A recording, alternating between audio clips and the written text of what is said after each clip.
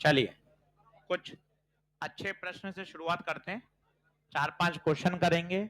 आधे घंटे का चैप्टर बचा हुआ है, वो पढ़ेंगे और आज इसको एकदम बढ़िया से तैयार करना है। एनसीईआरटी का मैंने आपको कहा है करनी है। मैंने आपको हैंड रिटन सॉल्यूशन टेलीग्राम पे पोस्ट किए थे ताकि आप जिस भी सवाल में अटके वहां देख सकें। एनसीईआरटी करना, मैं आपको फिर कह रहा हूं, पेपर एनसीईआरटी फोकस ही आएगा 2025 का, इसलिए फुल एनसीईआरटी पर चलते रहिए, काम मस्त हो जाएगा। चलो आप बातचीत बंद करें, पहला प्रश्न लिखें।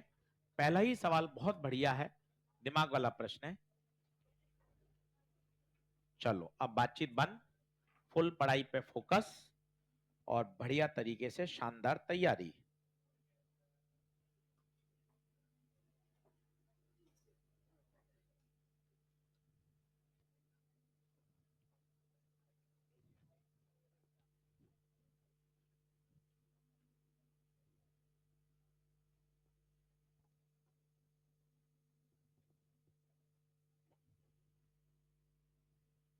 चलो बातचीत बंद कर, बातचीत बंद कर भाई, लिखना शुरू कर।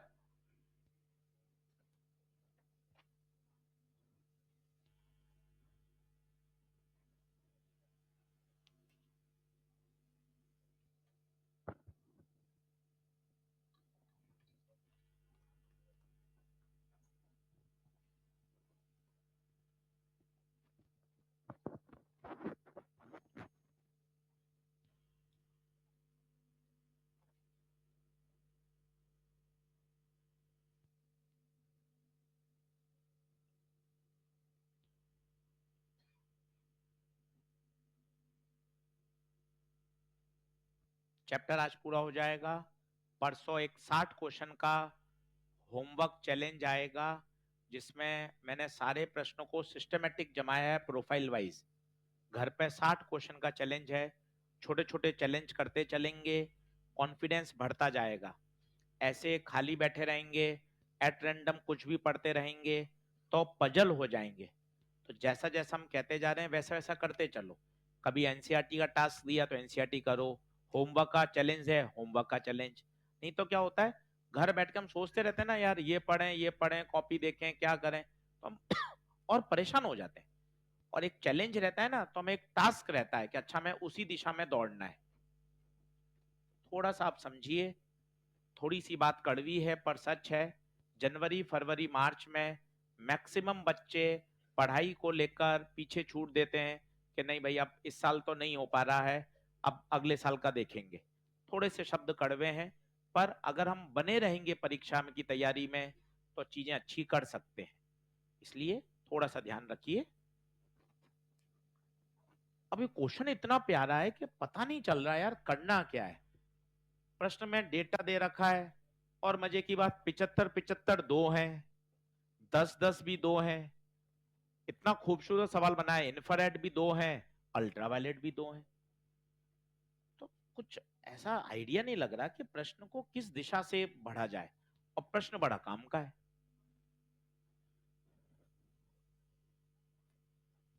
अब आप सोचिएगा, पहले आप लिख लो। मतलब आज का अगर आप ये समझ के चलेगा ना, तो यही प्रश्न इतना जबरदस्त है कि आपको अप्रोच पता चलेगी। अच्छा यार, फोटोइलेक्ट्रिक इफेक्ट की वास्तविक परिभाषा क्या है, उस पर बेस है ये सवाल।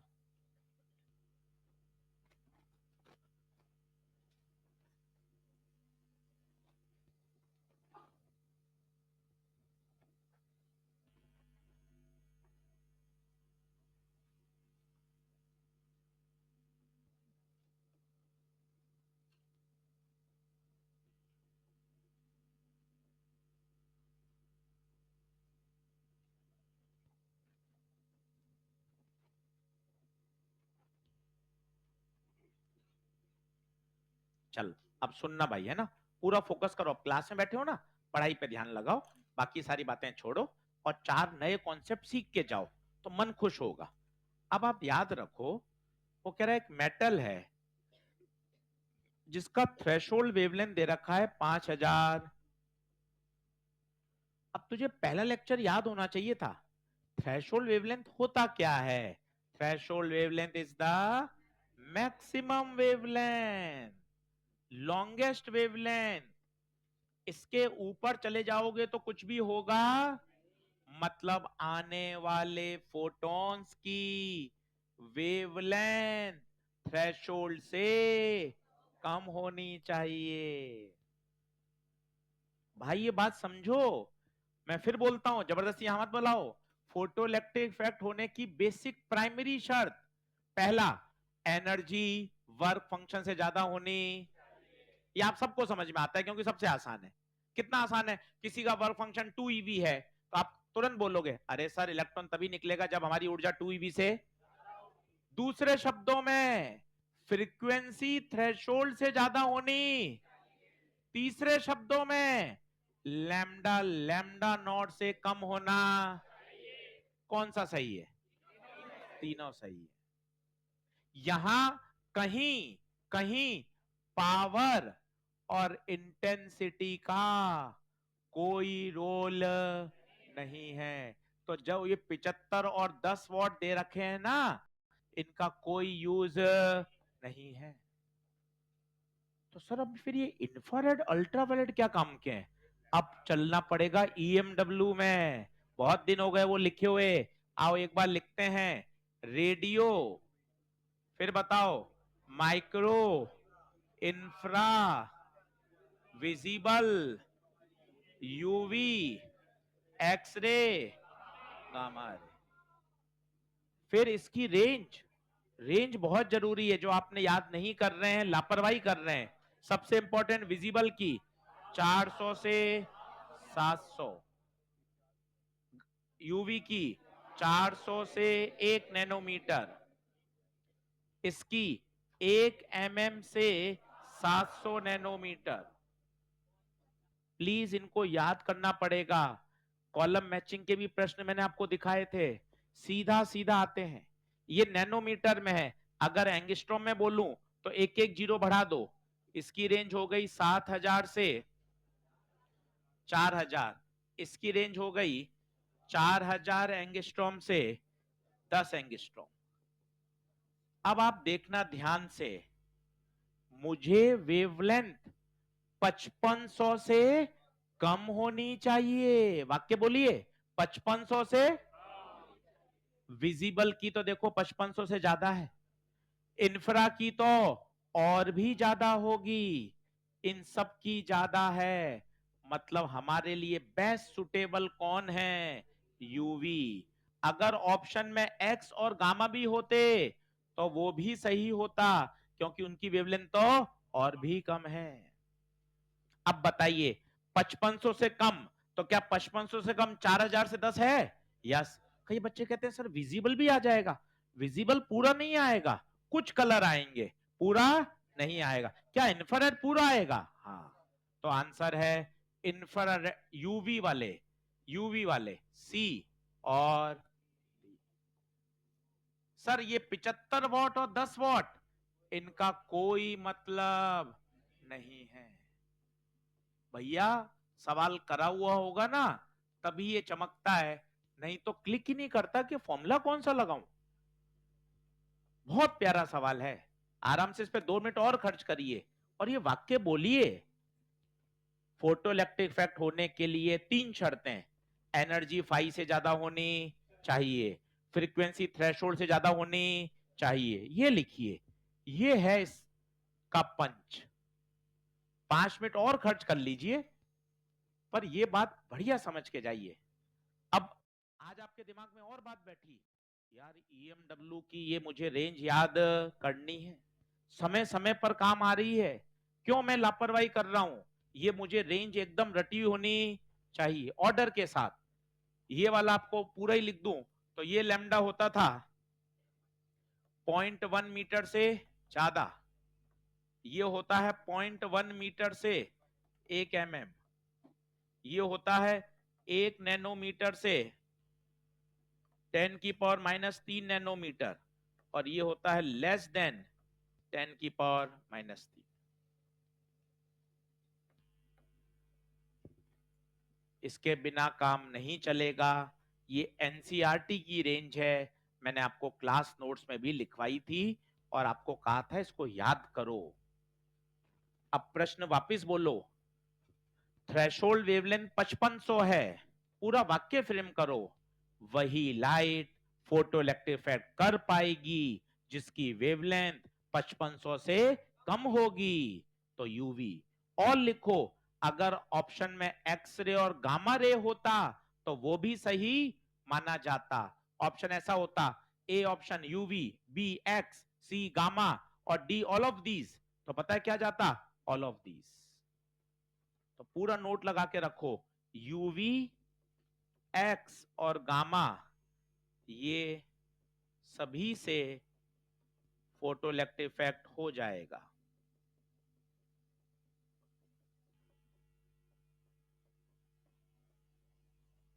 अच्छा सवाल, एक नया प्रश्न जो हमें देखा हुआ होना चाहिए, आना भी चाहिए। अच्छा मजे की बात, कोई कैलकुलेशन नहीं करनी इस सवाल में।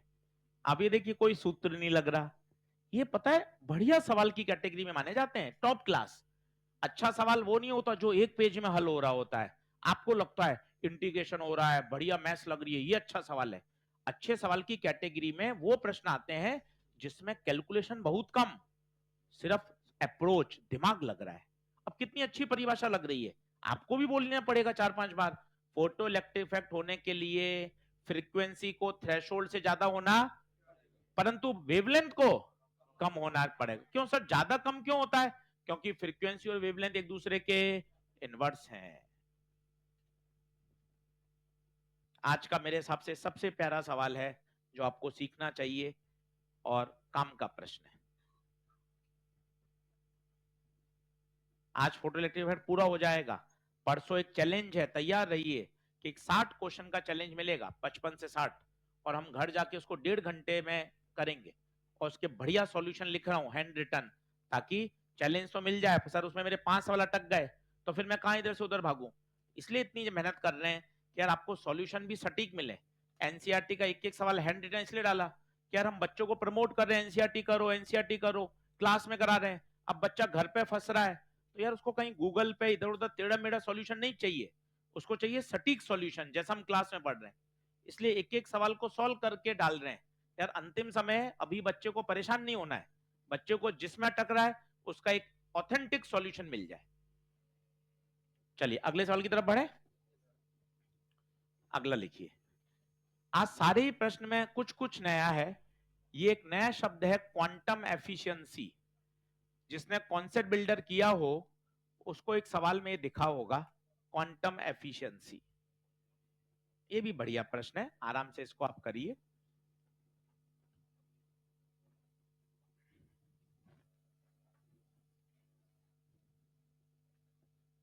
खुद प्रयास करें, बातचीत से ऊपर आए, अब समय है बहुत अच्छे से पढ़ने का।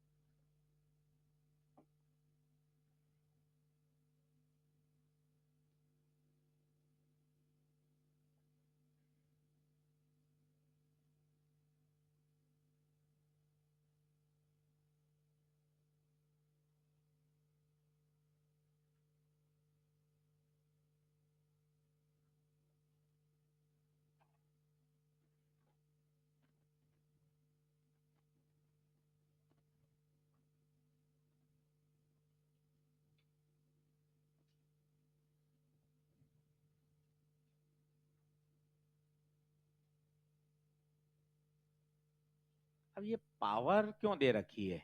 अब आपको फोटोन थ्योरी याद है, किसी बल्ब से निकलने वाले नंबर ऑफ फोटोन पर सेकेंड, फोटोन थ्योरी बहुत पुराना हो गया, 5 लेक्चर पुराना। फोटोन थ्योरी याद करिए, नंबर ऑफ फोटोन पर सेकेंड। किसी को फॉर्मूला याद हो तो बताओ, नंबर ऑफ फोटोन पर सेकेंड पी लैम्डा बाय, बहुत बढ़िया। पावर दे रखी है 1.5 मिली, मिली मतलब 10 की घात -3। लैम्डा दे रखा है 400 नैनो मतलब 10 की घात -9। HC, आपको HC भी याद हो, खूब बार हमने कर लिया, 2 इंटू 10⁻⁻25, ये डेटा याद होना चाहिए।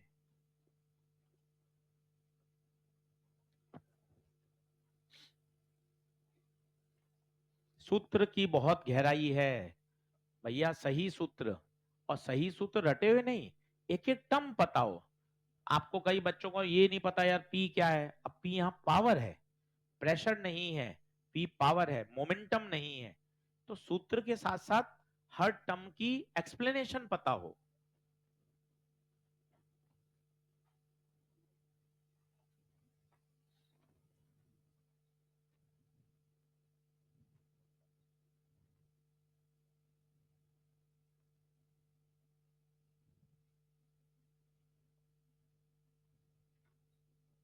बताइए कितना आ रहा है P, 1.5 into 10⁻³ lambda, 400 into 10⁻⁹ HC 2 into 10⁻⁻25। Solve करें, 25 ऊपर जाएगा, 25, 26, 27, 27 में से 12 गया, 15, 1.5 और 2 3, 3 इंटू 10⁻15 आना चाहिए भाई। ये नंबर ऑफ फोटोन पर सेकेंड है।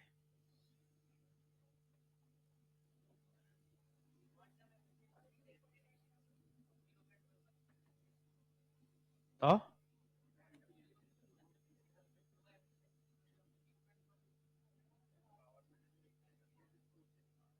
समझा नहीं क्या कह रहे हो?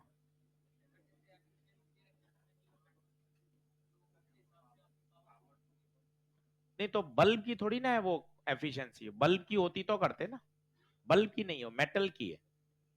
अब ये क्वांटम एफिशिएंसी क्या होता है उसको समझिए। ऐसा नहीं होता कि 100 फोटोन आ रहे हैं और 100 ही इलेक्ट्रॉन निकले, ऐसा कोई जरूरी नहीं है। वो कह रहा है क्वांटम एफिशिएंसी कितनी है, 0.1। इसका मतलब आ रहे हैं इतने फोटोन, पर जो इलेक्ट्रॉन निकल रहे हैं, जो इलेक्ट्रॉन पर सेकंड निकलेंगे, वो इसका कितना परसेंट निकलेंगे, 0.1%। क्या आप ये बात समझ रहे हैं? वो फोटोन कहां से निकले, रटिए मत, पहले समझिए हुआ क्या। ये बल्ब, इस बल्ब से क्या निकले, फोटोन, कितने, 3 इंटू 10⁻15। ये किस पे जाके गिरे, मेटल पर, मेटल से क्या निकले, इलेक्ट्रॉन। ये सीखेंगे तब फिजिक्स पढ़ रहे हैं। आप क्या चाहते हैं, एक सटीक फॉर्मूला हो, वैल्यू दे के मारो और आंसर आ जाना चाहिए। ऐसा नहीं चलता भाई। 60 70 80 नंबर तक तो फॉर्मूला बेस हो जाता है, उसके बाद ना पता आपको एक बेसिक आना चाहिए। इसलिए आपको इसको समझाते हैं कि आप ये बोलो, ये सबसे पहले बल्ब, बल्ब से क्या निकले, photon, P lambda by SC. ये फोटोन किस पे गिरे, मेटल पर। अब मेटल की है क्वांटम एफिशिएंसी, क्वांटम एफिशिएंसी का मतलब जो फोटॉन्स आ रहे हैं उसका कितना प्रतिशत इलेक्ट्रॉन निकल रहे हैं, बताओ कितना प्रतिशत निकल रहे हैं। तो number of electron per second is equal to 0.1% of number of photons per second. तो बताइए 0.1% हटाएंगे तो बटे 100, नंबर ऑफ फोटोन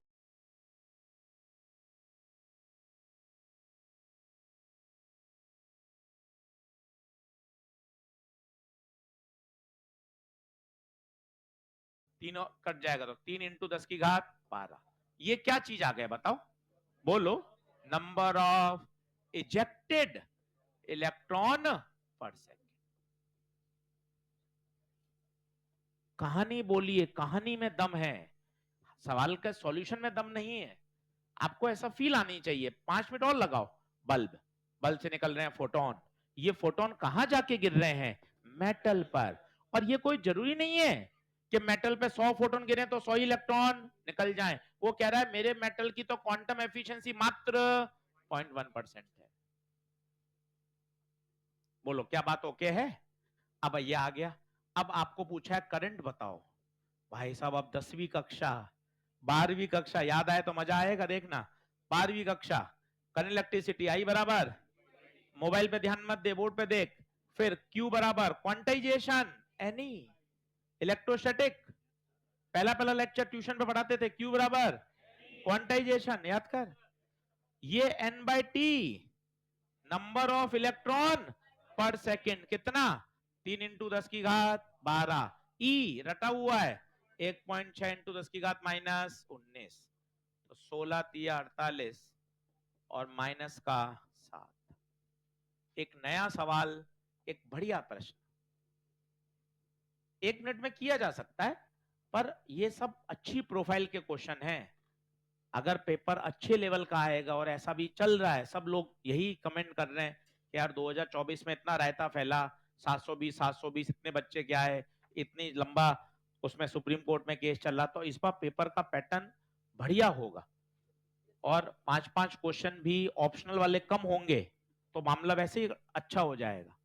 क्योंकि जेई मेन में तो 5 सवाल जो ऑप्शन थे वो हट गए, उसको भी उनको भी 30 में से पहले 25 करने पड़ते थे, अब उनके भी 25 में से 25 ही करने, जो भी नया पैटर्न है, अभी जेई मेन का भी होने वाला है पेपर 22 को, तो मोस्ट लाइकली अपने भी वही होगा। कोविड के बाद से जो 5-5 सवाल एक्स्ट्रा मिल रहे थे वो उड़ जाएंगे, वो उड़ते ही चला जाएगा एकदम कट ऑफ नीचे, वहीं से कट ऑफ 50-60 नंबर ऊपर गया था। उसके पीछे रीजन क्या था? अच्छा बच्चा होशियारी से उन सवालों को देख नहीं रहा जिसमें वो फंस रहा है, क्योंकि उसके पास ऑप्शन है। जब कंपलसरी होंगे तो उसी में से गलतियां भी होंगी, तो जो आपका जो कट ऑफ है वो अपने आप देखना आप नीचे जाएगा। कोविड से पहले का कट ऑफ आप देख लीजिए, जब सारे क्वेश्चन कंपलसरी थे, उसके बाद देखिए एकदम से कोई रातों रात बच्चे होशियार थोड़ी ना हो गए, पर पर क्या है, जब ऑप्शन है तो होशियार बच्चा उन 20 सवालों को सोच समझ के छोड़ देता है जिसमें गलती होने की संभावना है। 10 सवाल बायो के, 5 केमिस्ट्री के और 5 फिजिक्स के, 20 प्रश्नों का ऑप्शन है भाई। और जब ये कंपलसरी में चले जाएंगे तो वहीं गलतियां भी होंगी, वहीं कुछ काटा कूटा भी होगा, तो अपने आप चीजें व्यवस्थित मॉडल में आ जाएंगी। इसलिए अच्छी तरीके से पढ़ाई करिए, कोई हवा मत बनाइए कि एकदम बहुत ही कठिन आएगा। कठिन सवाल कुछ नहीं होता, जो मॉडरेट सवाल हैं, जो पहले 4-5 आते थे अब 8-9 आएंगे, वो अपने आप चीजों को बैलेंस कर देंगे। दोनों सवाल अच्छे हैं। बताइए क्या क्वांटम एफिशिएंसी की फीलिंग आ गई क्या आपको? चलिए साहब आगे बढ़ते हैं, तीसरा प्रश्न लिखिए। आज सारे ही प्रश्न थोड़े दमदार हैं, थोड़े, क्योंकि चैप्टर खत्म हो चुका है, कुछ अच्छे प्रश्न करने से थोड़ा सा और चैप्टर आपका शार्प हो जाएगा। अब इसमें मैंने डाल दिया मैग्नेटिक फील्ड का कॉन्सेप्ट।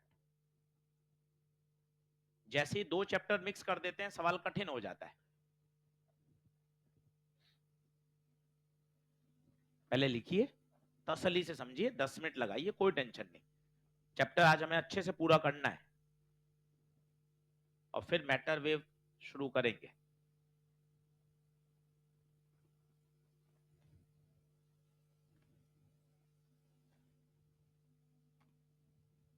किसी ने नंबरिंग करी है क्या शुरू से फोटोइलेक्ट्रिक इफेक्ट में सवालों की? किसी ने नंबरिंग करी है क्या सवालों की संख्या की? देखो तो कितने प्रश्न हो गए।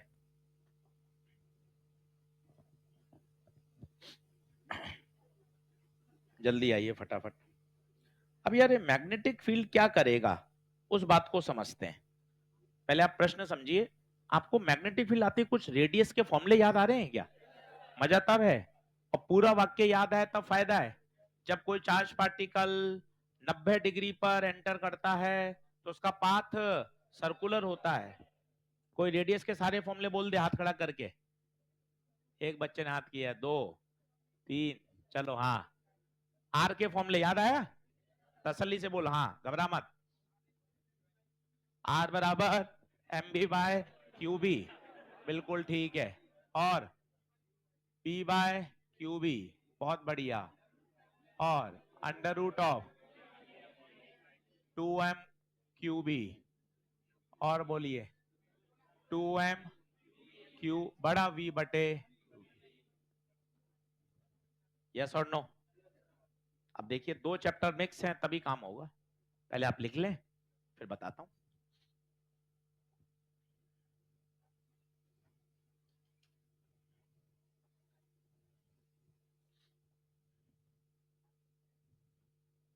मुझे सॉल्यूशन नहीं बताना, मैं आपको थॉट बताऊंगा कि कैसे बढ़ा जाएगा आगे, फिर तो वैल्यू डालेंगे तो आ ही जाएगा आंसर।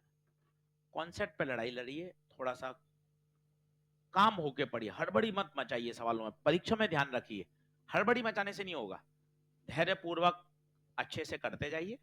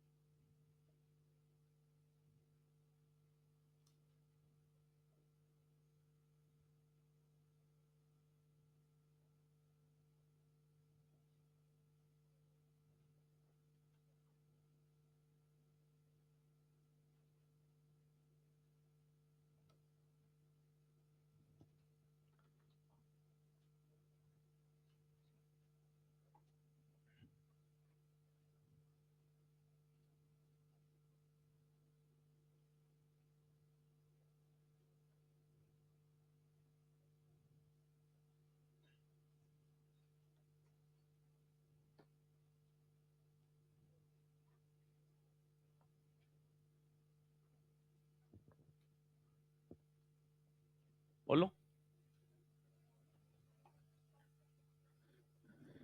अब आप समझे अप्रोच क्या है, पेन पेंसिल छोड़िए, समझिए, थोड़ा दिमाग पे जोर डालिए। अच्छे प्रश्न कराने के पीछे लॉजिक ये है, थोड़ा दिमाग पे जोर पड़े यार, अभी बहुत पढ़ाई पढ़नी है, बहुत चीजें समझनी होती हैं। देखें, वो कह रहा है वर्क फंक्शन बताओ, तो आपको ये तो पता चलते ही सवाल, अच्छा यार ये सवाल किसका है, फोटो इलेक्ट्रिक इफेक्ट का है। मेरा एक वाक्य ध्यान दीजिए, फोटो इलेक्ट्रिक इफेक्ट के 99% सवाल आइंस्टीन इक्वेशन की गली से होकर गुजरते हैं। तो सबसे पहले आइंस्टीन इक्वेशन लगाई, के ई मैक्स बराबर एनर्जी ऑफ फोटोन -5। सोचिए इस बात को, क्या ये बात चमक रही है? अब एक एक पे समझो। देखो सर, फाई तो पूछा है, सही बात है। अब मुझे बता, फाई पूछा तो फाई को इधर ले जा, पता क्या बन जाएगा, ई फोटोन माइनस के ई मैक्स। अब यार ई फोटोन कहां से लाऊं, अरे फोटोन की वेवलेंथ दे रखी है, तो एस सी बाय, सर मैं तो 12,400 बटा लैम्डा लगाऊंगा, लगा सकता है, क्योंकि मुझे अभी क्वेश्चन सॉल्व नहीं करना, मैं तो तरीका बता रहा हूं। अब अटके के ई मैक्स पर, अब के ई मैक्स के लिए तुझे मैग्नेटिक इफेक्ट याद आना, क्यों याद आया, क्योंकि उसने बोल दिया रेडियस। अब बता रेडियस का कौन सा फॉर्मूला लगा, पहला दूसरा तीसरा चौथा, आर बराबर अंडर रूट ऑफ 2m के ई बटे क्यू बी, स्क्वायरिंग कर दो, स्क्वायर कर दो, आर स्क्वायर बराबर 2m काइनेटिक एनर्जी बटे क्यू बी, यहां से काइनेटिक एनर्जी निकाल लो, बोलो क्यू बी आर स्क्वायर बटे 2m, काइनेटिक एनर्जी निकाल लो, क्यू बी, नहीं उसका नीचे का भी तो स्क्वायर होगा, सही बात, स्क्वायर करेंगे तो यहां भी तो स्क्वायर होगा, तो काइनेटिक एनर्जी क्या आएगी बताओ, Q square B square R square बटे 2m। अब सही है क्या, इसकी जगह डाल दिया Q square B square R square बटे, देखो आप, इतना चमकना चाहिए। अब इसके बाद तो पता है क्या है, वैल्यू पुट करनी है, बताओ क्या क्या सब पता है क्या, बताओ, 2 पता है, मास इलेक्ट्रॉन का पता है, चार्ज पता है, मैग्नेटिक फील्ड गिवन है, रेडियस गिवन है, लैम्डा गिवन है, एच और सी पता है। पर इतना चमक जाए, अगर इसकी हम कैटेगरी बनाए, हम क्या करते हैं, पेपर की मार्किंग करते हैं, इजी मीडियम टफ, ये टफ कैटेगरी में डालता है। क्यों डाला जाता है, 2 चैप्टर मिक्स हो गए, अब बच्चे को दोनों चैप्टर पे पकड़ है तो बच्चा कर पाएगा।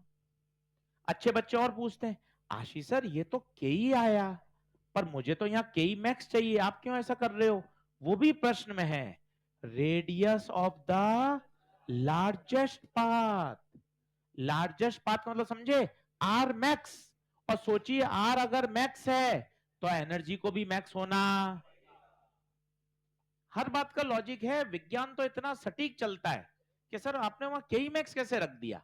वो दे रखा है प्रश्न में, तुमने पढ़ा नहीं। लार्जेस्ट पाथ है, लार्जेस्ट सर्कुलर पाथ का मतलब है उसकी रेडियस सबसे ज्यादा है। समझिए, नीट में नहीं आया कभी, बिल्कुल जेई मेन में आया हुआ प्रश्न है। पर अच्छे प्रश्न हमें आने चाहिए, दो दो चैप्टर के मिक्सिंग वाले। क्या बात क्लियर हो रही है? घर जाके इसको सॉल्व करिए, अप्रोच समझिए, अप्रोच अपन को आनी चाहिए। कौन से वाले से?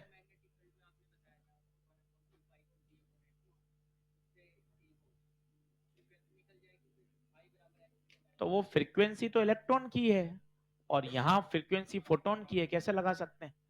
वो तो है फ्रीक्वेंसी बराबर क्यू बी अपॉन 2 पाई एम। ये उस चार्ज पार्टिकल के घूमने की फ्रीक्वेंसी है, जबकि यहां फ्रीक्वेंसी हमें किसकी चाहिए होती है? फोटोन की। दोनों फ्रीक्वेंसी में अंतर है ना। ये टाइम पीरियड और फ्रीक्वेंसी किसकी है? एक चार्ज पार्टिकल को पूरा चक्कर लगाने में लगा समय, जबकि एनर्जी ऑफ फोटोन में फ्रीक्वेंसी चाहिए होती है, वो किसकी है? फोटोन की।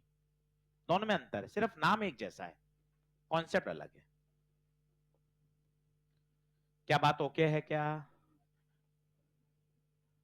चलिए चौथे सवाल की तरफ बढ़िए।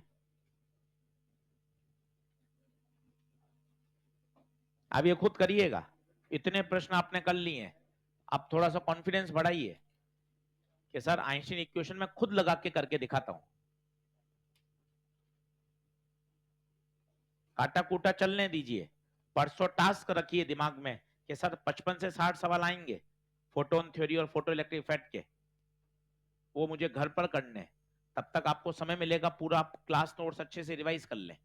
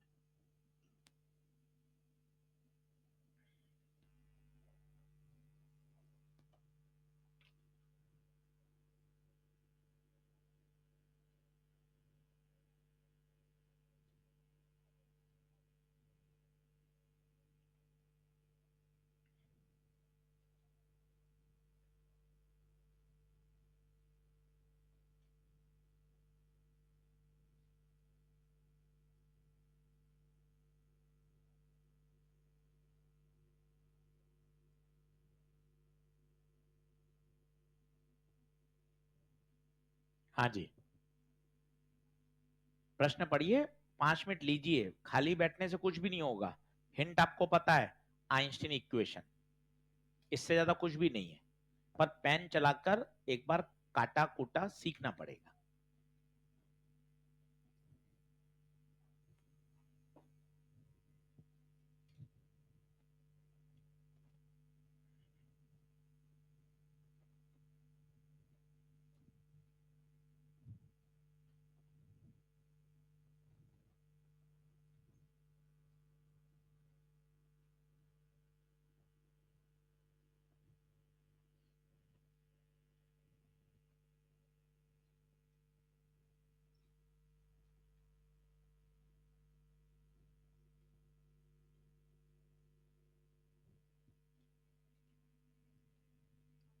अब पहले आप 2 मिनट और ले लें, फिर बताता हूं।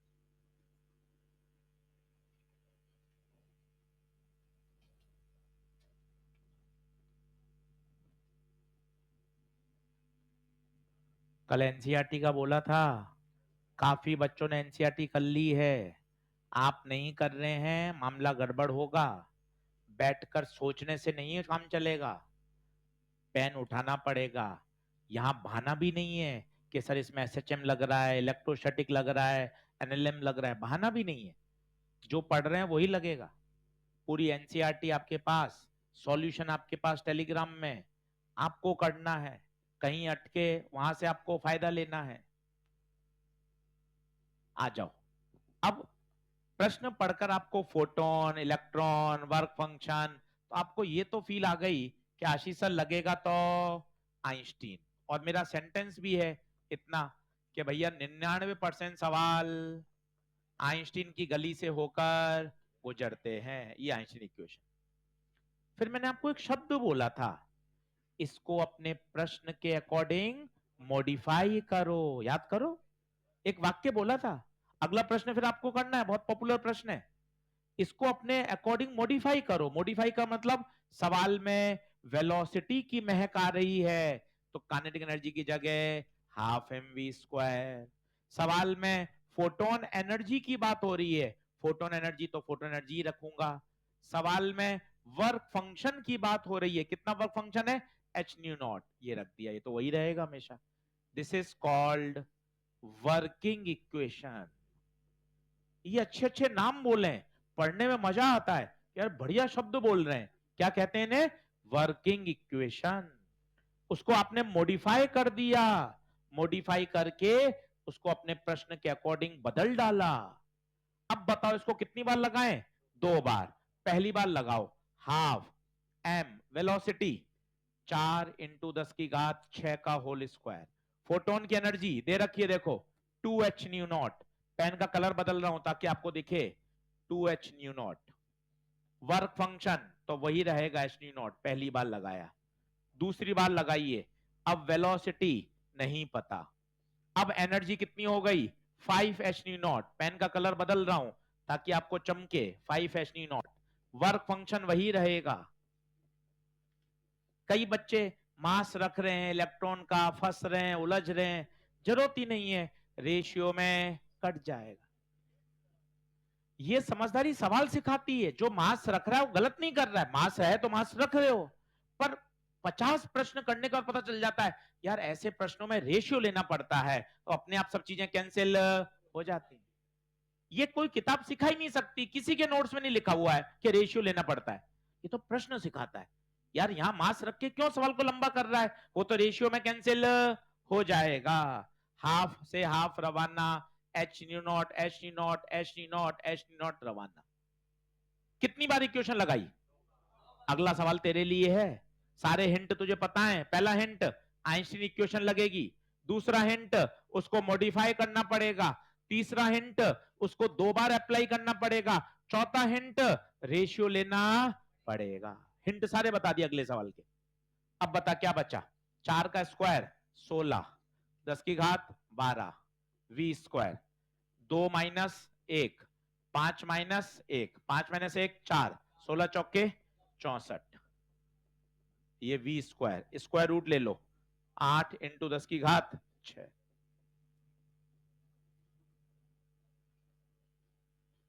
बोलिए क्या बात ओके है, अच्छा सवाल।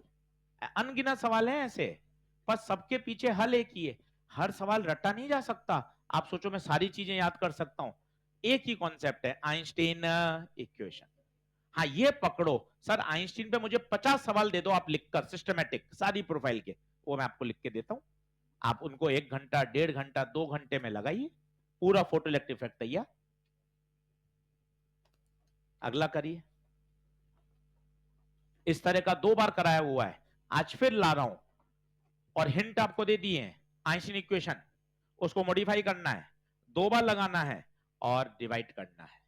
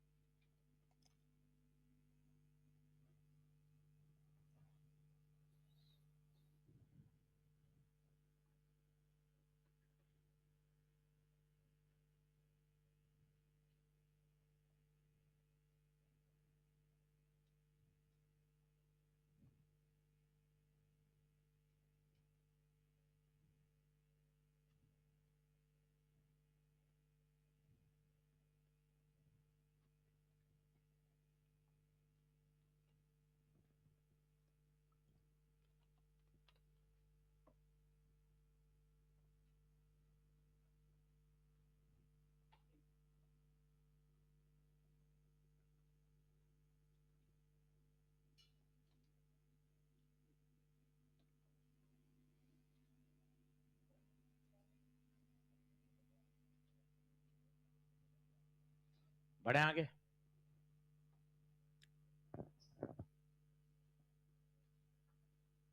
पहला, पेन चलाओ, बैठो मत, बैठने के लिए नहीं आए। इक्वेशन लगाओ।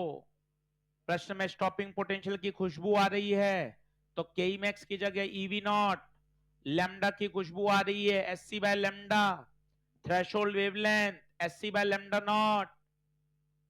पेन चलाना ही पड़ेगा, तभी बात बनेगी।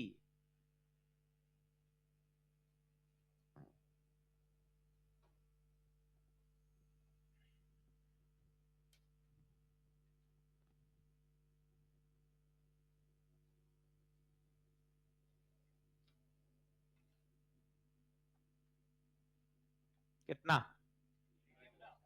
2 मिनट और देता हूं। इक्वेशन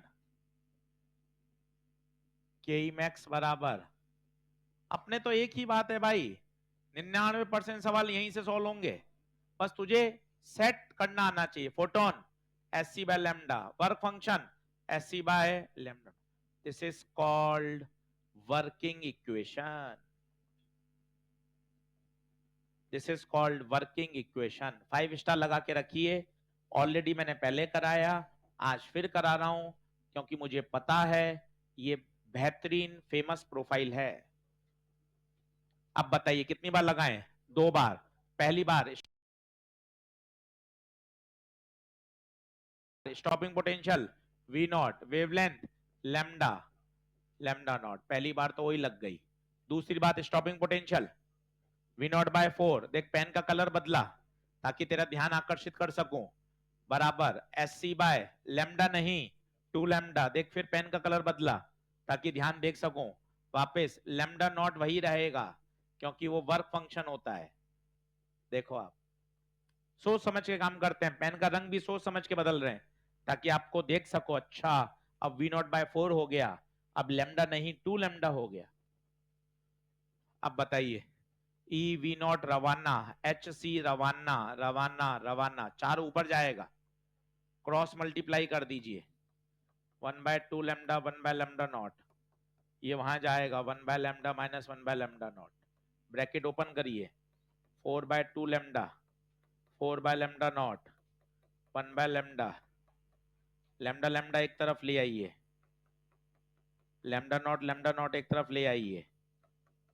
मैथ से करनी पड़ेगी, कोई सस्ता जुगाड़ काम नहीं करेगा, कोई सस्ता जुगाड़ काम नहीं करेगा, ये करने ही पड़ेंगे स्टेप। और 10 बार करके जाएगा तो परीक्षा में क्या कॉन्फिडेंस रहेगा, हाँ यार यही होते हैं। नहीं तो क्या होता है, वहां पहली बार कर रहे होते हैं तो पता नहीं चलता, 5 बार देखा हुआ है सवाल तो मन में पता है, हाँ यार बिल्कुल सही दिशा में चल रहे हैं, इतना स्टेप तो लगता ही है, लगता ही है इतना स्टेप।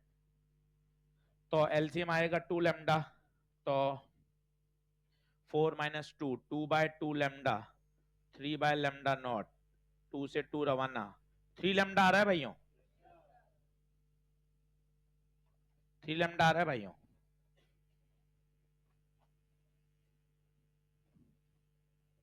अब देख 5 सवाल और बढ़िया तैयार हो गए, कुछ भी नया नहीं सीखा, आइंस्टीन इक्वेशन थी पर 5 सवाल कर लिए, 45 मिनट लगे, 5 तगड़े कॉन्सेप्ट और तैयार हो गए। क्वांटम एफिशिएंसी सुनने को मिला, एक नया शब्द वो सीखने को मिला, इंफ्रारेड यूवी वेवलेंथ याद होगी तभी सवाल सही होगा, मैग्नेटिक फील्ड का तड़का लगा लिया वो सीखने को मिला। ऐसे चीजें, चैप्टर स्ट्रांग होता जाता है पढ़ने से। क्या आगे बढ़ सकते हैं क्या? चलिए अब थोड़ा सा थ्योरेटिकल बात है, उसमें 20-22 मिनट लगेंगे, उसको समझेंगे क्या है, पहले उसको समझो, मजेदार। 19 सेंचुरी तक जब फोटोइलेक्ट्रिक इफेक्ट नहीं आया था तब इस बात पे ठप्पा लग गया था कि लाइट का वेव नेचर होता है, इंटरफेरेंस, डिफ्रैक्शन, पोलराइजेशन, लाइट के कौन से नेचर से एक्सप्लेन होते हैं, वेव। और लोग खुश थे, सारी चीजें चल रही थी, उनको लग रहा था कि अब तो सब फिजिक्स में सब कुछ आ चुका है, अब कोई नया मिलने को नहीं है।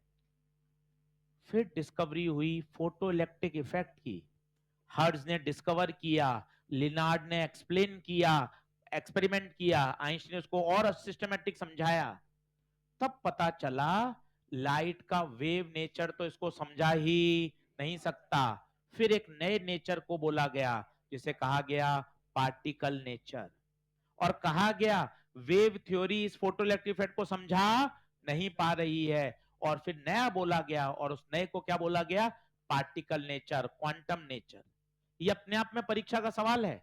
इंटरफेरेंस, डिफ्रैक्शन, पोलराइजेशन लाइट के किस नेचर से समझाओगे? आंसर है वेव नेचर। दूसरा, कॉम्पटन इफेक्ट, फोटोइलेक्ट्रिक इफेक्ट कौन से नेचर से समझाओगे? Particle nature. तो प्रश्न ये आया, यार वेव थ्योरी क्यों नहीं समझा पाई? आज हम उसी को पढ़ेंगे अगले आधे घंटे में, failure of wave theory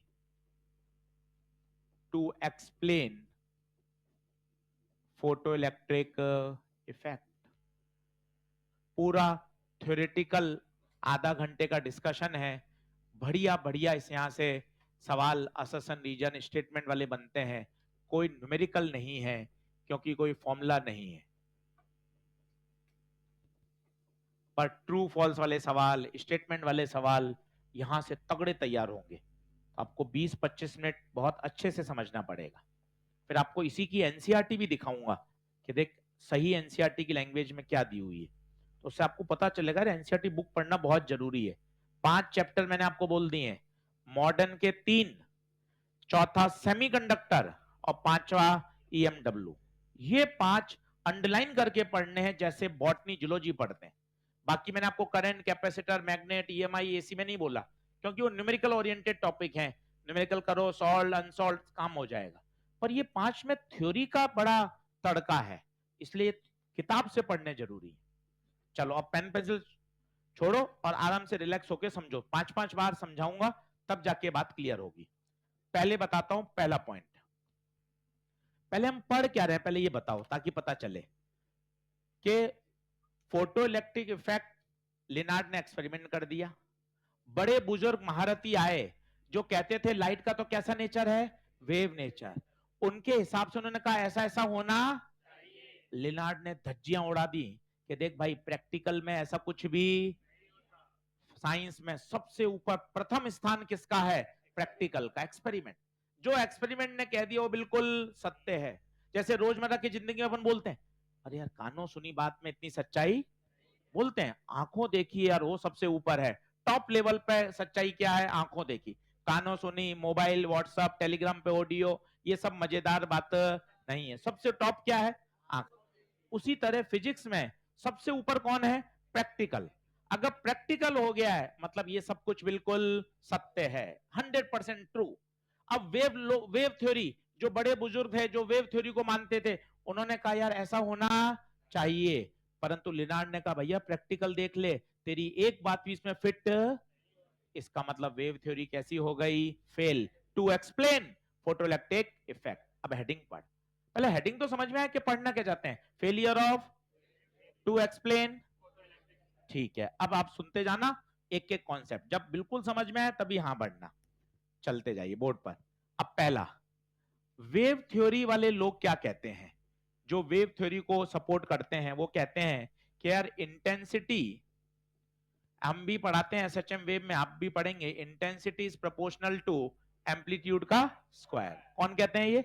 wave picture वाले मॉडल। अब अगर मैं इंटेंसिटी को बढ़ाऊं, आप खुद बताइए कायदे से, क्या एम्पलीट्यूड बढ़ेगा? किसका एम्पलीट्यूड? आपका, मेरा, या वेव का?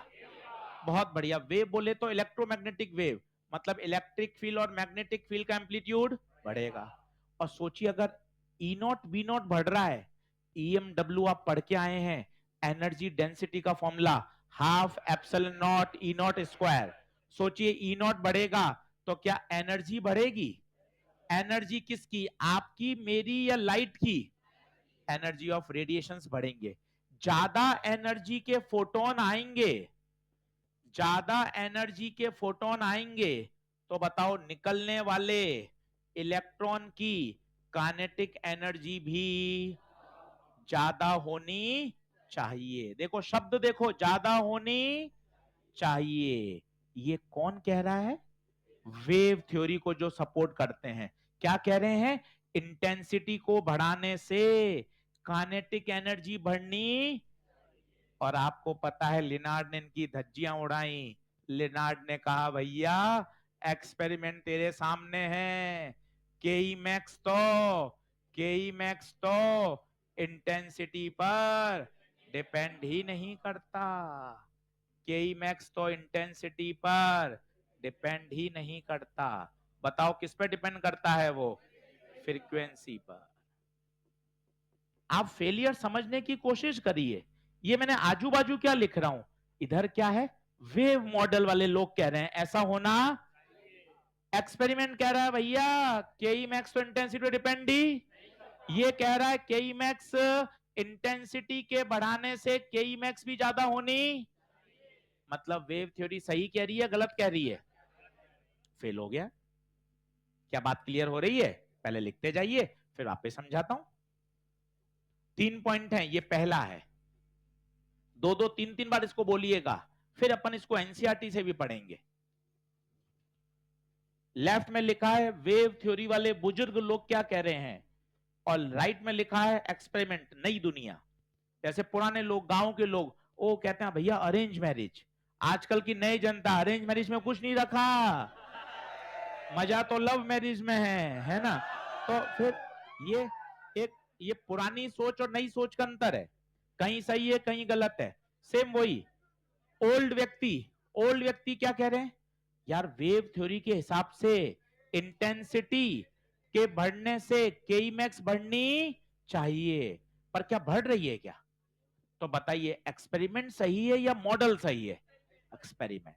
इसलिए कहा गया wave theory could not explain the photoelectric fact. जल्दी जल्दी आओ, फटाफट बातचीत बंद कर, फटाफट लिखो।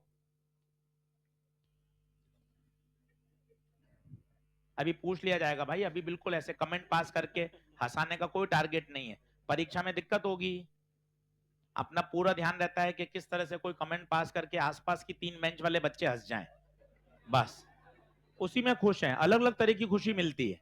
हाँ जल्दी आओ, फटाफट आओ। तो पहले वेव पिक्चर मॉडल बोलो। वेव पिक्चर मॉडल क्या कहता है, इंटेंसिटी के बढ़ाने से एक एनर्जी बढ़नी चाहिए, बट लिनार्ड कह रहा है भैया दूर दूर तक के मैक्स तो इंटेंसिटी डिपेंड ही नहीं।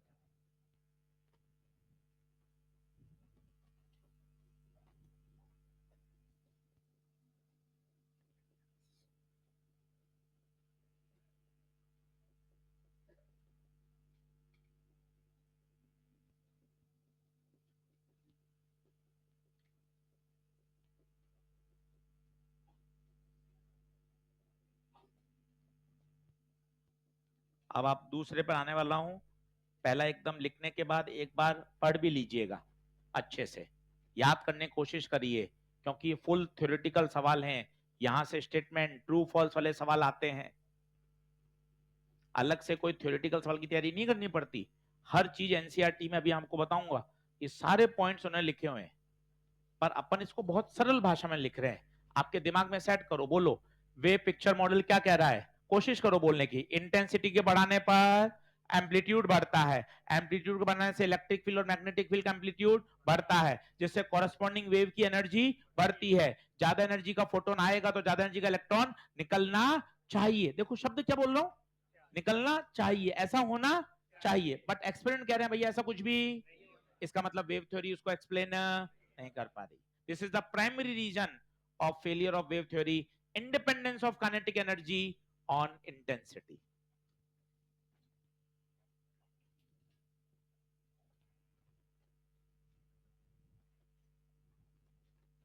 बताओ पहला पॉइंट ओके, बिल्कुल याद कर ले अच्छे से, मन में 2 बार 3 बार बोल ले, यही याद हो जाना चाहिए, बढ़िया। फिर सरल भाषा में, इंटेंसिटी के बढ़ने से एम्पलीट्यूड बढ़ता है, एम्पलीट्यूड के बढ़ने से इलेक्ट्रिक फील्ड और मैग्नेटिक फील्ड का एम्पलीट्यूड बढ़ता है, उससे उसकी एनर्जी बढ़ती है। ज्यादा एनर्जी का फोटोन आएगा तो ज्यादा एनर्जी का इलेक्ट्रॉन निकलना। बट लिनार्ड एक्सप्लेन करें भैया ऐसा कुछ भी, मेरी तो के मैक्स इंटेंसिटी डिपेंड ही नहीं करती। सच कौन, सच कौन? लिनार्ड। एक्सपेरिमेंट सच है, एक्सपेरिमेंट सच है। This is the primary reason. अब आइए दूसरे रीजन पे, समझते जाइएगा, बाद में लिखिएगा, बिल्कुल रिलैक्स रहिए, शानदार बोल के जाइए कि सर एकदम क्लियर है। दूसरा देखिए, वेव पिक्चर मॉडल क्या कह रहा है? वेव पिक्चर मॉडल कह रहा है यार अगर आपका इलेक्ट्रॉन निकल नहीं रहा है, मेटल से बाहर ही नहीं आ रहा है, तो आप कहोगे अच्छा इलेक्ट्रॉन बाहर नहीं आ रहा मतलब उसके पास एनर्जी इतनी नहीं है। आप सोचो ना, आप किसी मेटल को गर्म कर रहे हो, थोड़ी बात करिए, किसी मेटल को आप गर्म कर रहे हो, पर इलेक्ट्रॉन नहीं निकल रहा, इसका मतलब उस इलेक्ट्रॉन के पास इतनी एनर्जी नहीं है कि वो वर्क फंक्शन को तोड़कर क्या करोगे, मेटल को और ज्यादा गर्म करोगे, जिससे उसका टेम्परेचर और बढ़े, टेम्परेचर बढ़े तो उसकी थर्मल एनर्जी और बढ़े, और फिर वो वर्क फंक्शन को चीरता हुआ बाहर आ जाए। अब वही बोल रहा हूं, वे पिक्चर कह रहा है, बुजुर्ग कह रहे हैं अच्छा इलेक्ट्रॉन नहीं निकल रहा है तो क्या करो, इंटेंसिटी को बढ़ा दो। तो सर क्या होगा इंटेंसिटी को बढ़ाने से? अभी बता, इंटेंसिटी को बढ़ाने से amplitude of electric field, magnetic field बढ़ेगा, उससे क्या होगा, एनर्जी बढ़ेगी, किसकी, एनर्जी ऑफ इनकमिंग फोटॉन्स बढ़ेगी।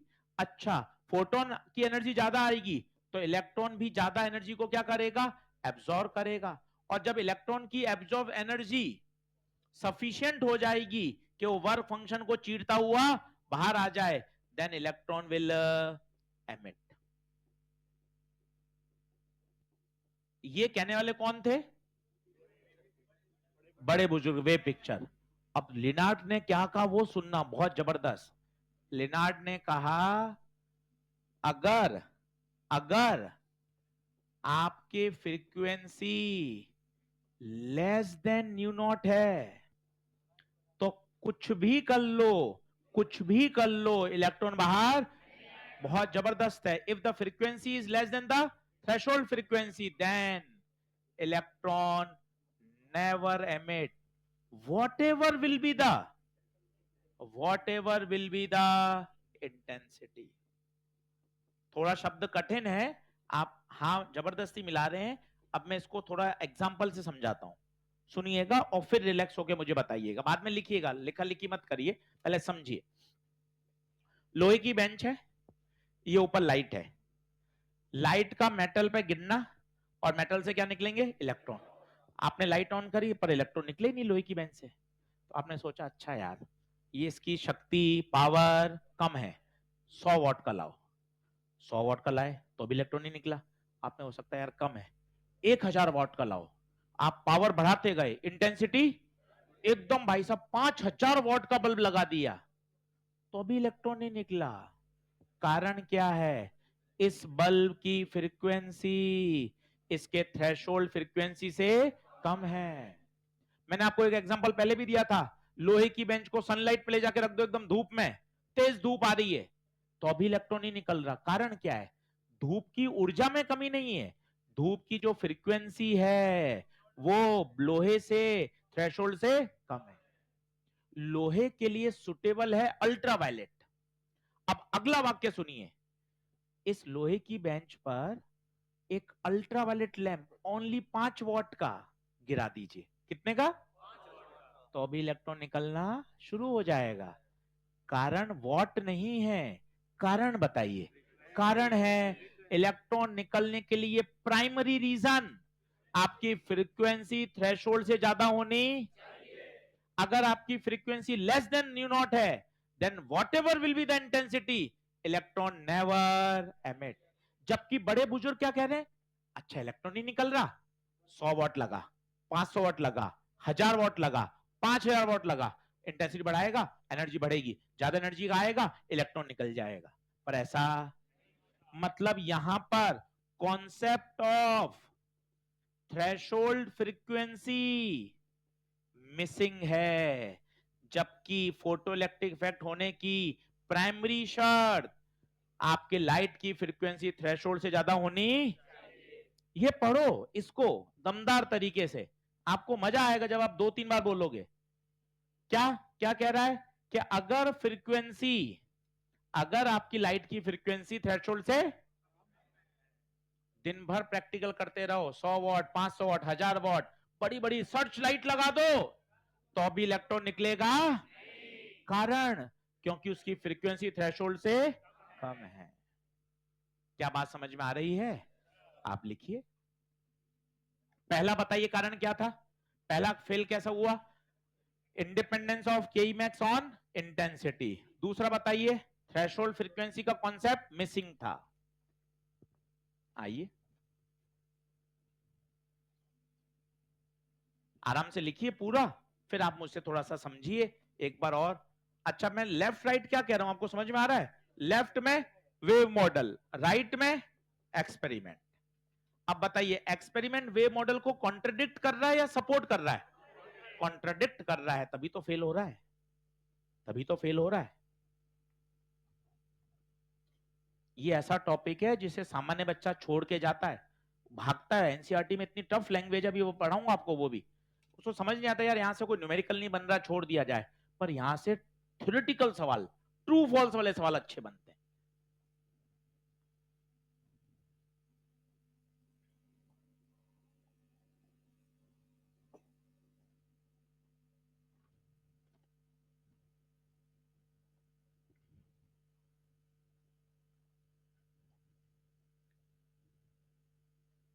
अब दोनों पूछूंगा पॉइंट आपसे है ना, फिर तीसरा सिखाऊंगा।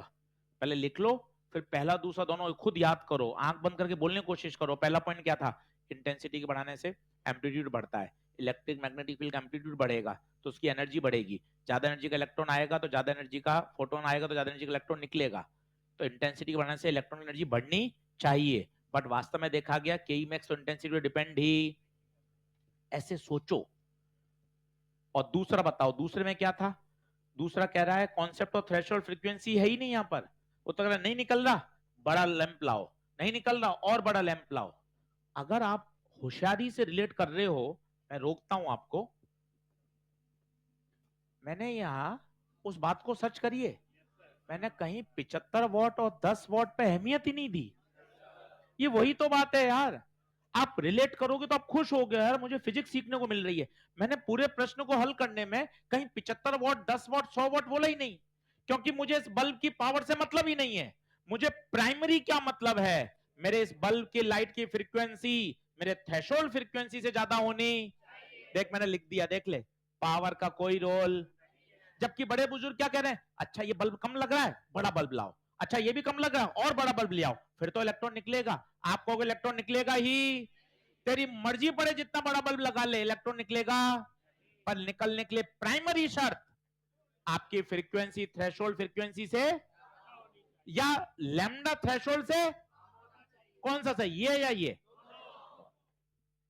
नहीं आ पा रही बात समझो।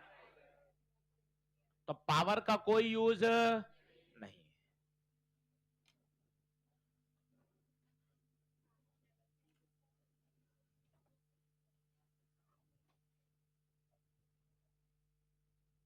अब आप एनसीईआरटी खोलो, एनसीईआरटी मैंने आपको कहा था एनसीईआरटी पढ़नी है। आपको बताता हूं कहां दे रखा है नई एनसीईआरटी में। कल काफी बच्चों ने पूरे एग्जाम्पल अनसॉल्व सारे कर लिए हैं, जिन्होंने नहीं किए हैं वो आई ओपनिंग करें, आंखें खोलें, सतर्क रहें, नहीं तो भैया हम पीछे रह जाएंगे। निपटा दी है एक एक लाइन एक एक पढ़कर, इसलिए थोड़ा सा आप भी सतर्क रहें। आप आइए नई किताब में पेज नंबर 280, हेडिंग नंबर है 11.5, हेडिंग का नाम है photo electric effect and wave theory of light.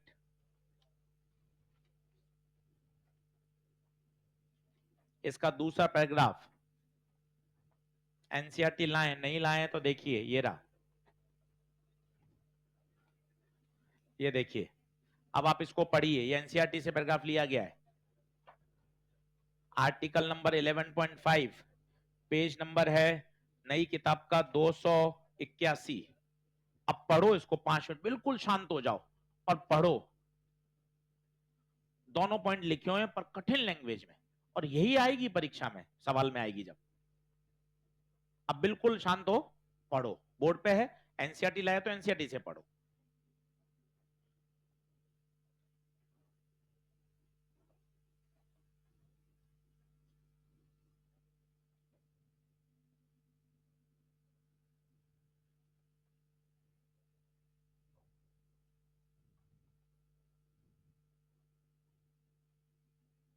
कल यही पॉइंट रात को हिंदी इंग्लिश में लिखकर भेजे थे आपको टेलीग्राम पर।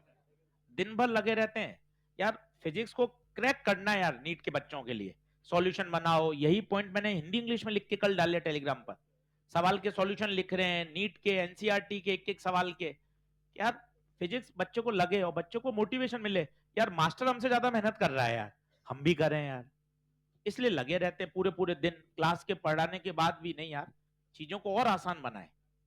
इसी को हिंदी इंग्लिश में कल ट्रांसलेट किया मिक्स लैंग्वेज में, कि यार थोड़ा जल्दी समझ में आया। कल टेलीग्राम पे डाले थे 3 पॉइंट, पहला दूसरा तीसरा, वो यही थे। अब देख तुझे क्या समझ में आ रहा मुझे बता, और खुश हो, चेहरे पे स्माइल ला के मुझे चीजें समझ में आ रही हैं। ये देख इसने क्या कहा, ग्रेटर द इंटेंसिटी, बोल इंटेंसिटी के बढ़ने से क्या बढ़ता है, एम्पलीट्यूड। देख ग्रेटर आर द एम्पलीट्यूड, और सोच एम्पलीट्यूड बढ़ेगा तो क्या बढ़ेगी, energy. Consequently greater will be the energy, देख ले। और एनर्जी बढ़ेगी तो के मैक्स भी बढ़ना चाहिए। ये देख ये भी लिखा हुआ है, kinetic energy of photo electron expected to increase with increase in, बस यहीं फेल हो गया मामला। काइनेटिक एनर्जी इंटेंसिटी के साथ बढ़नी, ऐसा कह रहे हैं बड़े बुजुर्ग, पर लिनार्ड ने धज्जियां उड़ा दी, के मैक्स इंटेंसिटी पे डिपेंड ही। ये देख पहला पॉइंट हो गया, कितना शानदार लिखा हुआ है। और यहां इसने 5 लाइन लिखी, अपन ने तो 3 लाइन में लिखा, देख कितना अच्छा। इंटेंसिटी के बढ़ने से एम्पलीट्यूड बढ़ता है, इलेक्ट्रिक फील्ड बढ़ती है, एनर्जी बढ़ती है, के मैक्स बढ़ना चाहिए। उसी को सिस्टमैटिक, ये सरल लैंग्वेज है, फिल्टर करके लिखा। पैसा इसी बात का ले रहे हैं कि उसको कितना आसान शब्दों में लिख सके, कितना अच्छा डिलीवर कर सके आपको। यही यही चीज एनसीईआरटी में दी हुई है। तो इंटेंसिटी के बढ़ने से के मैक्स बढ़ना चाहिए, ऐसा बड़े बुजुर्ग कह रहे हैं। लिनार्ड कह रहा है कि भैया ऐसा, बता क्या पहला पॉइंट समझ में आया। चल अब दूसरा पढ़, वो भी लिखा हुआ है, दूसरा पढ़ो, अब दूसरा आएगा। ये पहला खत्म यहां पर, अब दूसरा भी पढ़ो।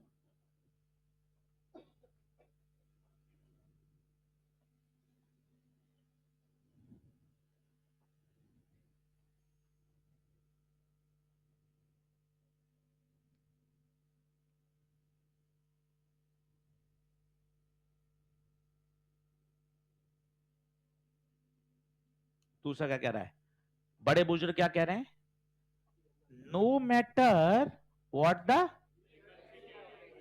यही गलत कह दी। वो कह रहा है फ्रीक्वेंसी का तो कोई मैटर ही नहीं है, जबकि फ्रीक्वेंसी का ही सबसे मैटर है, क्योंकि फ्रीक्वेंसी थ्रेशोल्ड से ज्यादा होनी। बड़े बुजुर्ग थ्रेशोल्ड वाला शब्द जानते ही, भाई क्या लिख रहा है, no matter what the frequency is, a sufficient intense beam of light should be able to impart enough energy to electrons so that they exceed the minimum energy to escape from the metal surface। हम भी यही लिख रहे थे, देखो अगर electron नहीं निकल रहा है तो इंटेंसिटी को बढ़ा दो, जिससे एनर्जी भी बढ़ जाएगी, एब्सॉर्ब एनर्जी भी, और इलेक्ट्रॉन निकल जाना। ये भी कह रहा है, देख क्या, इंटेंसिटी बढ़ा दो, उससे क्या होगा, ज्यादा एनर्जी इंपार्ट होगी, ज्यादा एनर्जी इंपार्ट होगी तो इलेक्ट्रॉन अपनी मिनिमम एनर्जी से क्या कर जाएगा, एस्केप। जबकि जबकि ऐसा नहीं होता। लिनार्ड क्या कहता है, भैया थ्रेशोल्ड फ्रीक्वेंसी से ज्यादा होना, देख आगे लिखा हुआ है, अ threshold frequency should not exist. ये कौन कह रहा है, बड़े लोग। जबकि ये सीधा सीधा कॉन्ट्रडिक्शन है किससे, लिनार्ड से। ये देख नीचे लिखा हुआ है, these expectations, ये शब्द समझ में आ रहे हैं, एक्सपेक्टेशन मतलब वेव थ्योरी एक्सपेक्ट कर रही है, बट प्रैक्टिकल में ऐसा, तो कॉन्ट्रडिक्ट हुआ या सपोर्ट हुआ, these expectation of wave theory directly contradict the observation made by the Linard।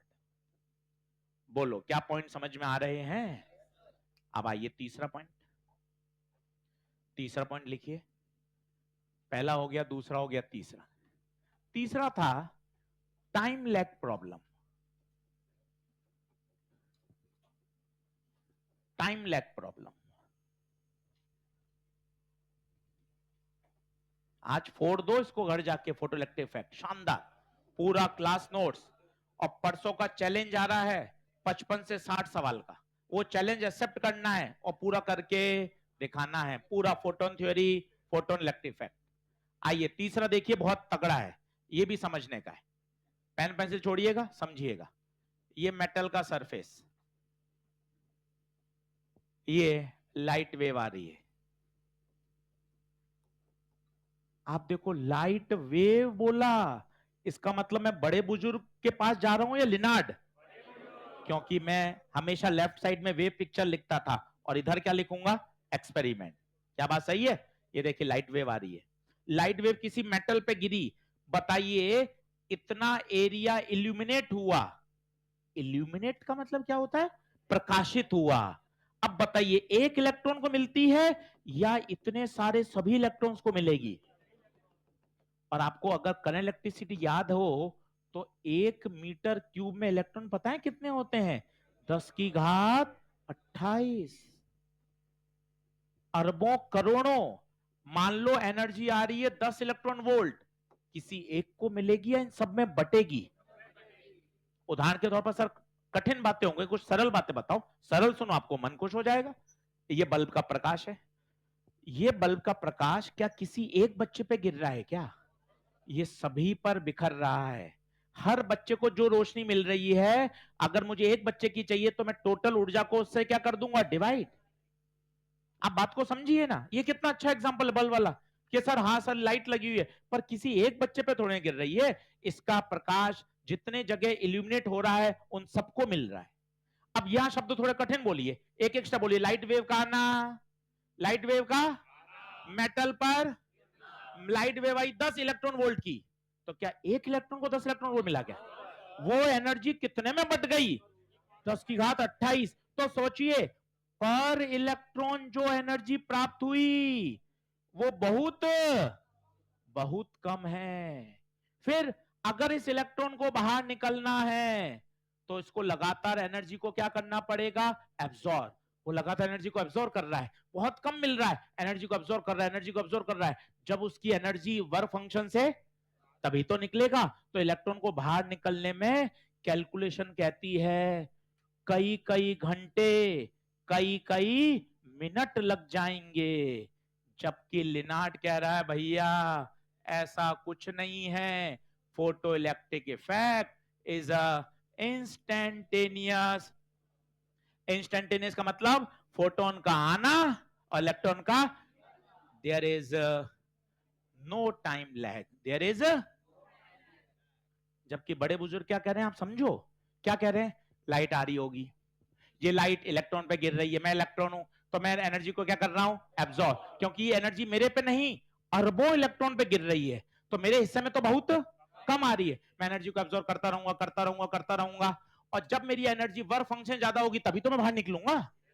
और कैलकुलेशन कहती है ऐसा करने में तो इलेक्ट्रॉन को घंटों लग जाएंगे। जबकि लिनार्ड क्या कह रहा है? ये प्रोसेस तो, इसका मतलब आपका ये कॉन्सेप्ट भी, this is called time lag. Lag समझते हैं? लैग जैसे कभी अपन मोबाइल चला रहे होते हैं, आपने 2-3 बटन दबा दिए टाइपिंग के, पर उतने अक्षर छपे नहीं, आप क्या कहते हैं? मोबाइल स्लो हो रहा है, हैंग हो रहा है, इसे कहते हैं लैगिंग। हम बोर्ड पे लिखते हैं, हमने 3-4 शब्द लिख दिए पर प्रिंट 2 ही हुए, तो हम कहते हैं लैग हो रहा है। लैग का मतलब होता है आगे पीछे। वो नहीं बोलते थे एसी में, याद करो, वी आगे आई पीछे, वी लीड कर रहा है, आई लैग कर रहा है, लैग। जबकि यहां लैगिंग है ही नहीं। लिनार्ड कह रहा है प्रोसेस कैसा है? इंस्टेंटेनियस का मतलब फोटॉन्स का आना और इलेक्ट्रॉन का, इस प्रोसेस में कोई समय नहीं लगता, ये तुरंत होता है। जबकि वेव थ्योरी कहती है इलेक्ट्रॉन को निकलने में तो कितने लगेंगे? घंटों लगेंगे। क्या बात सही है क्या? नोट कर लीजिए। अब इसको भी एनसीईआरटी से पढ़ लीजिए, तब जाके एकदम क्लियर होगा। मॉडर्न के 5 से 6 सवाल हैं, लापरवाही नहीं करने दूंगा मैं आपको एक भी रुपए की, इसलिए लापरवाही नहीं करिएगा। पूरी एनसीईआरटी क्वेश्चन सब बनाने हैं, पीछे पढ़ा रहूंगा आपके, लापरवाही नहीं करनी है। 6 प्रश्न का सवाल है मॉडर्न फिजिक्स और छोटा चैप्टर है।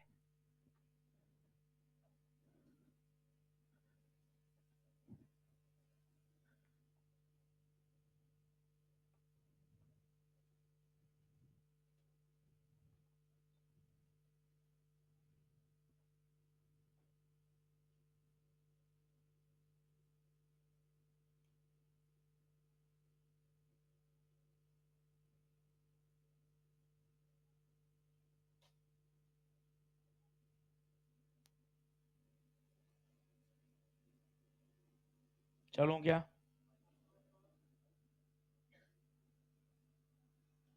अब ये वाला पॉइंट भी एनसीईआरटी से पढ़ लो, फिर अपना ये तैयार हो जाएगा पूरा।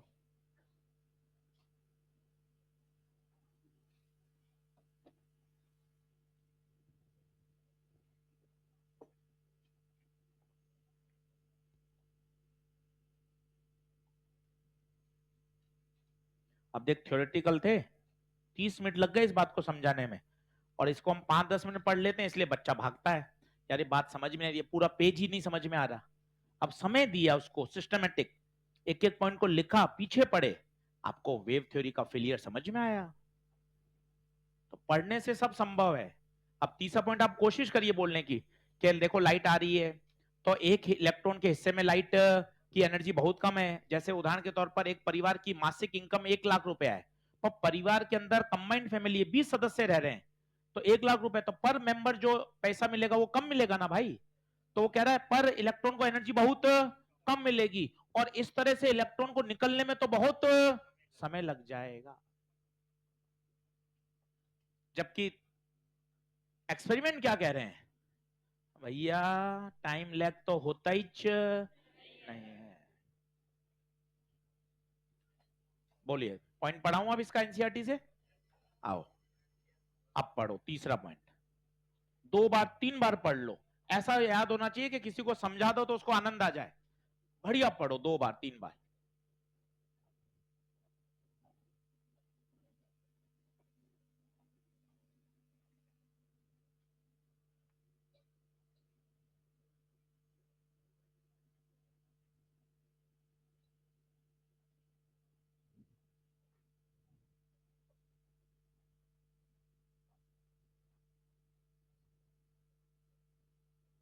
एक बार में हवा नहीं लगेगी, एनसीईआरटी की लैंग्वेज है, 2 बार 3 बार में कोई दिक्कत नहीं है।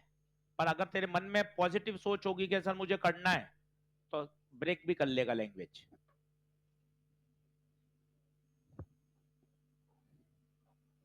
सब वही शब्द लिखे हुए हैं, पर पढ़।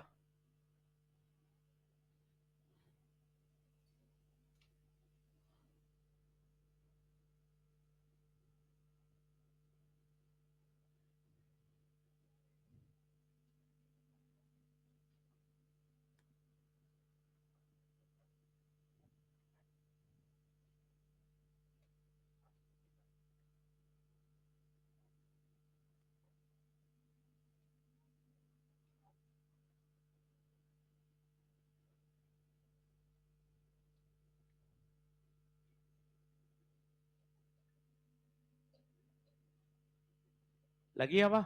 चल, अब मैं पढ़ता हूं धीरे धीरे, ठीक है, एक एक तुझे एक्सप्लेन करता जाता हूं। वेव पिक्चर के अनुसार absorption of energy by electron take place continuously. ये कंटिन्यूअसली शब्द में भी मजा है। आपको एक दिन मैंने समझाया था, एससी वर्मा जी ने बहुत अच्छे से समझाया, गार्डन में पौधों को पानी देना है, एक तरीका तो है पाइप लगाकर आप लगातार पानी दो, जिसमें पानी का कैसा फ्लो है, कंटिन्यूअस फ्लो है। ये लाइट का कौन सा मॉडल है, वेव मॉडल।